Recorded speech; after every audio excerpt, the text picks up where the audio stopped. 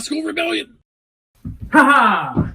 We're back. We're back with another episode of Classical Rebellion. So I went by myself, and when I mean by myself, I mean Very nearly by by myself, to an excellent concert by the Taiwan Philharmonic last night, which is Wednesday, October 31st. That is Halloween. This is San Diego. Last Wednesday we had Valery Gergiev, top 3 conductor in the world, I'd say. Sold out. Coming on actually tonight in a small concert, and then Friday and Sunday, Tchaikovsky Piano Concerto No. 1 at the San Diego Symphony.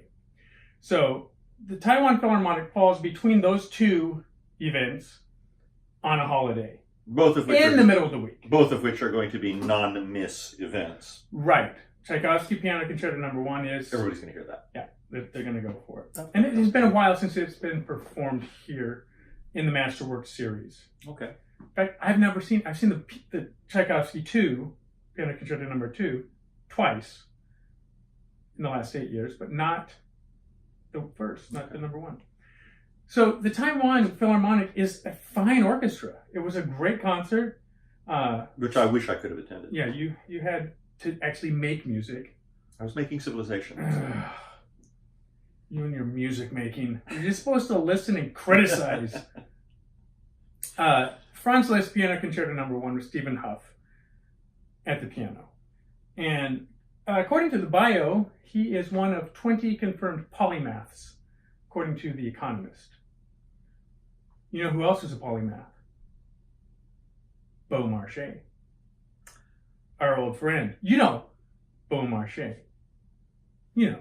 Is he related to... Is that Bo Jackson? Right. And Beaumarchais? Yeah. Bo knows Beaumarchais. Yeah.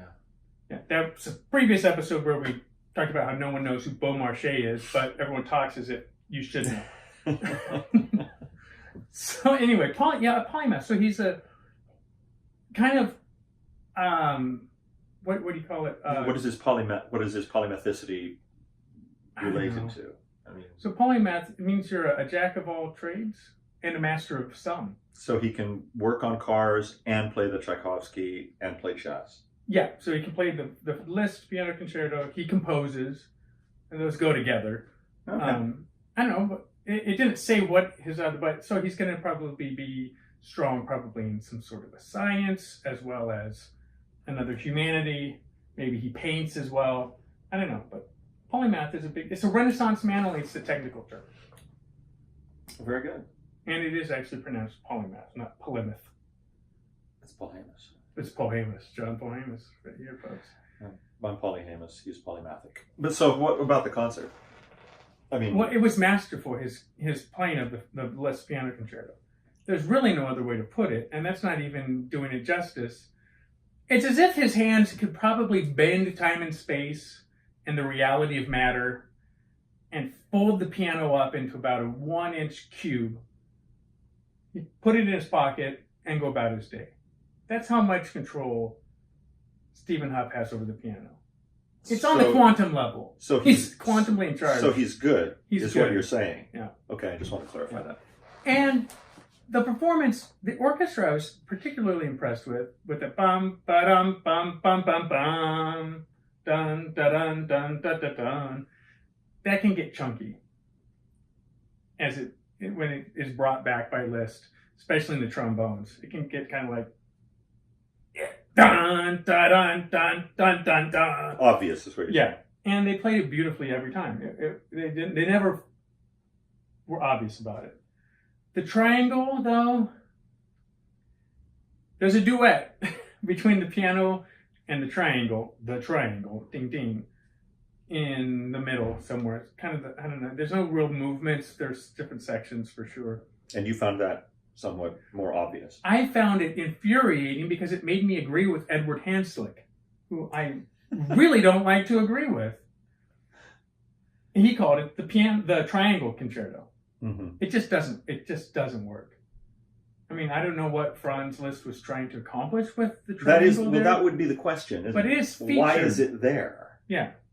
Why is this featured? What is accomplished by it? Yeah, I could see if it was like the Jingle Bells concerto or the Christmas concerto, because it's kind of a little holiday feel to it, at least to me. So now, did they hire a triangle soloist for this, or did they apportion it out to a regular? Yeah, I believe it was just your average percussionist. Average okay, percussionist, just saying. But it was really well done. Then intermission. Well, there's a piece at the beginning, but which it was fine. It was rhythmic. Intermission. Debussy, La Mer, Ravel, Daphnis, and Chloe Suite No. 2. And the La Mer, we talked about this earlier. I think Debussy is just difficult for any orchestra to pull off outside the recording studio. Because if it doesn't line up, first the meter is he hates me. Meter is the enemy to Debussy. Not rhythm, but meter. Mm-hmm. And it was a good performance. It was a solid performance. It was as good as when I heard Esa-Pekka Salonen conduct the LA Philharmonic in it. It was a solid performance. But it went by. He was moving. He was moving the tempo. And you think that there were no doldrums. Might have had something to do with that could have something to do with the attendance. Now, I'm not a world-class conductor. And maybe this is why. Because if it had been me, I would have been like, let's get this over with. No one showed up. Like, let's move it along. Well, I mean, as I said earlier, the problem is that. But I want to impugn someone's reputation with saying that that's what was happening, because he did keep it moving. You said there were about 100 people in the balcony. In the grand tier, loge, balcony. There was no one in the mezzanine loge, and the balcony. And it was very sparse in the grand tier. And then I didn't see what the floor was. Well, since you can't see the floor from there, it's difficult to tell, but I would imagine that there probably were. But I don't think that's the fault of the orchestra. And I don't necessarily think it's the fault of the local audience either, because when, like you say, they're bracketed by, must-go concerts, right. And you've got Halloween falling on the night, it's going to be and it's a midweek. A midweek night. So here you go. There are 3 concerts in the next 10 days, starting with Wednesday, the 24th, with Gergiev, finishing with Friday, Tchaikovsky Piano Concerto No. 1. Or Sunday. Finishing with the Sunday. Okay, so he's at 12 days. 3 concerts in the next 12 days. Are you really going to go to all 3? I mean, I am, because it's my job. Well, but how many people are really going to go to all 3 of those concerts? It's a big ask. So if you're only going to go to 2 of them, you're going to the 2 on the outside and staying home for Halloween and giving out candy to the kids. Yeah. Yeah. So real quick, I'm not saying the conductor of the Taiwan Philharmonic rushed through Debussy because there's no one at the concert. I'm not saying that at all. I'm saying that's what I would have done because I'm a small, petty person. What he did do... I'm hesitant to agree. I'd rather hear Debussy, in my opinion, too fast. I thought, in my opinion, it was too fast. But I'd rather have that than too slow. Oh my God. La Mer too slow? Interminable. You talk about the doldrums. Yeah. That's what it is. I agree. And they hit the There's another term for that. It's called caught in irons. Oh, yeah? So I was saying that there's another term for that. Actually, it's called caught in irons. When you're in the doldrums, okay. when you're either when you're directly into the wind and you can't turn enough to catch the wind, you're caught in irons. If there is any wind. Okay. So yes, a slow La Mer would be pretty much being caught in irons in a saddle. Yeah. I mean, it would be rough. And then the Daphnis and Chloe Suite was. Here's what occurred to me while listening to that first movement, the very famous sunrise movement, but it's like sunrise down there. It happens rather quickly. Yeah. I'm sitting there listening to them, and it just falls on me. This is just great music. It was I had a so beautiful. I had a it's so transcendental. expressive. I had a transcendental experience with Daphnis and Chloe once, up at Torrey Pines State Park. I forget why I was parked up there.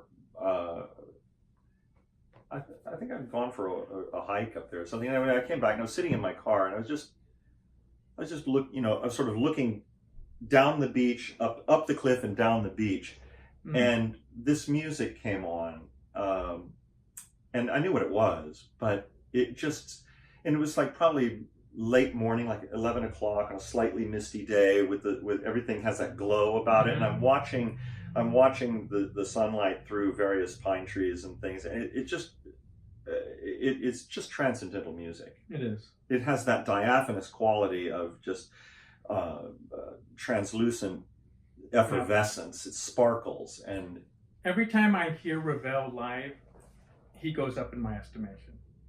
Now, he did put out a lot of music, relatively speaking, but man, some of it is just phenomenal.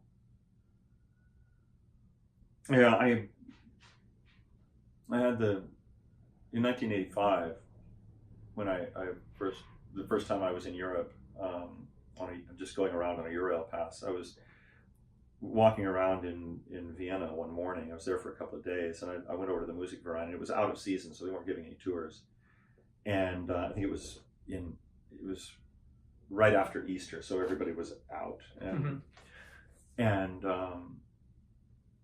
I remember I walked past the loading dock. I was just like literally walking around the building, and this guy came shuffling across the back hurriedly and sort of looks at me and says, "Can I help you with something?" And I said, "Oh, I was just looking for a tour, wondering if I'm only here for a couple of days." He said, "Oh, no, we're not doing tours right now because of the, come with me." And he takes me inside through the loading dock and up through the building, and we go in, and he says, "I can take you in for a few minutes." He said, "They're rehearsing right now, so we'll have to be very quiet." And he takes me in the back of the music, and Musikverein. We stand at the back, and he says, "This is the Golden Hall." And I just went, wow. And I can't believe I'm here. And it was 1985 in April. It was an American pianist rehearsing the Ravel Concerto for the Left Hand. Oh, really? I think it was the Concerto for the Left Hand. And we stood there for about 10 or 15 minutes. And finally he leans over and he says, "We must go." Like that. And we went back out. And I've always been grateful to that guy. Yeah. I never did know mensch. who it was. What a mensch, I tell you. No, that was a very special memory of Ravel. Just a little touch of Ravel. Yeah. Written for Paul Wittgenstein, who lost his arm. Right. Yeah. Brother of Ludwig Wittgenstein, the most influential philosopher of the 20th century. And on that note,